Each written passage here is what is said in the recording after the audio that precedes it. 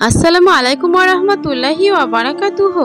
সুপ্রিয় দর্শক মণ্ডলী, আশা করি মহান আল্লাহ রাব্বুল আলামিনের অশেষ মেহেরবানি ও দয়ায় আপনারা সকলেই ভালো আছেন।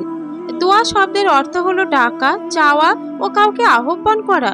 আমরা আল্লাহ রাব্বুল আলামিনের কাছে দোয়া করি, এর অর্থ হলো আল্লাহ রাব্বুল আলামিনের নিকট কিছু চাই বা কোনো বিপদ মুসিবতের থেকে উদ্ধারের জন্য আল্লাহর নিকট আকুতি করি, আরজি করি।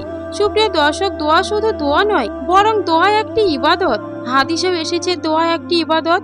অন্য এক হাদিসে এসেছে রাসূল সাল্লাল্লাহু আলাইহি ওয়াসাল্লাম বলেছেন, দোয়া হচ্ছে ইবাদতের মগজ। সুপ্রিয় দর্শক, সুখে দুঃখে সর্ব অবস্থায় আমরা আল্লাহর নিকট চাইবো এবং দোয়া করব। দোয়া কবুল হওয়ার কিছু সময় রয়েছে, যে সময়গুলোতে দোয়া বেশি কবুল হয়, কিন্তু তা সত্ত্বেও সর্ব অবস্থায় আল্লাহ রাব্বুল আলামিন দোয়া কবুল করেন। রাসূল সাল্লাল্লাহু আলাইহি ওয়াসাল্লামকে জিজ্ঞাসা করা হয়েছে যে সবচেয়ে বেশি কোন সময় দোয়া কবুল করা হয়। উত্তরে রাসূল সাল্লাল্লাহু আলাইহি ওয়াসাল্লাম বলেছেন, নামাজের পরবর্তী দোয়া এবং শেষ রাতের দোয়া সবচেয়ে শ্রেষ্ঠ দোয়া। দর্শক, আমরা নামাজের পরবর্তী এবং শেষ রাত্রিতে বেশি বেশি দোয়া করব।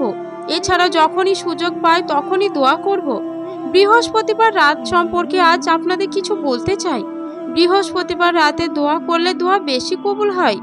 এমনিতে হাদিস শরীফে এসেছে, মধ্যরাতে যখন সবাই ঘুমে নিস্তব্ধ হয়ে যায়, পৃথিবীতে সকল শব্দ কণিকাগুলো যেন ঘাপটি মেরে চুপ হয়ে যায়, সেই মুহূর্তে আল্লাহ শেষ আসমানে নেমে এসে উদাত্ত আহ্বান করেন, হে আমার বান্দারা, কার কি প্রয়োজন চাও, আমি তোমাদের দোয়া কবুল করব। এই রাতগুলোর মধ্যে বৃহস্পতিবার রাতই হচ্ছে শ্রেষ্ঠ রাত্রি, কেননা বৃহস্পতিবার রাত হচ্ছে জুম্মার রাত্রি। দুইটি ঈদের রাত্রি শ্রেষ্ঠ হবার পরে জুম্মার রাত্রি সর্বশ্রেষ্ঠ, কেননা বৃহস্পতিবার রাতের মধ্যে আল্লাহ আকাশের দরজাগুলো খুলে দেন মানুষের আমলগুলো পৌঁছানোর জন্য। সুপ্রিয় দর্শক, এবার আমি আপনাদের আহ্বান করব, আমরা প্রত্যেকে বৃহস্পতিবার রাতে দুহাত তুলে মাবুদের দরবারে আমরা দোয়া করব। আল্লাহর কাছে আমাদের চাওয়া পাওয়া সব কিছু উত্থাপন করব। নিঃসন্দেহে তিনি সবার ডাক শোনেন, সকল কথা জানেন। অনেকেই বলতে পারেন, আমি দোয়া করি, সাথে সাথে কেন কবুল হয় না, আমি তাৎক্ষণিক কেন পাই না?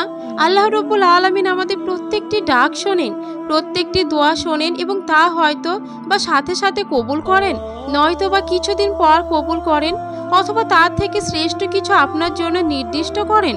কিন্তু এমন হয় না যে আপনি দোয়া করলেন আর দোয়া কবুল হয় না। আল্লাহ অবশ্যই আপনার জন্য আপনার থেকেও আপনার কল্যাণ বেশি বোঝেন, কেননা তিনি আপনাকে সৃষ্টি করেছেন। আপনার মধ্যে যা উপাত্ত তথ্য দেওয়া হয়েছে তা আপনি যতটা জানেন তার থেকে বেশি জানেন সেই মাবুদ যিনি আপনাকে সৃষ্টি করেছেন। তাই কখনো তাৎক্ষণিক দোয়া কবুল না হলে হতাশ হবেন না, দোয়া করে যান। আপনার দোয়াটি একভাবে যেমন দোয়া, অন্যভাবে তেমনি ইবাদত। আল্লাহ রাব্বুল আলামিন রাসূল পাক সাল্লাল্লাহু আলাইহি ওয়াসাল্লামের দেখানো পদ্ধতিতে বেশি বেশি তার নিকট দোয়া এবং প্রার্থনা করার তৌফিক দান করুন। সর্বাবস্থায় সকল পরিস্থিতিতে সকল বিষয়ে আমরা যেন রব্বুল আলামিনের দরবারে হাত পাতি, আমরা যেন আমাদের সকল চাওয়া পাওয়া তার নিকট সমর্পণ করি। হে আল্লাহ, আপনি আমাদের সকলের ডাক শুনুন। আমিন।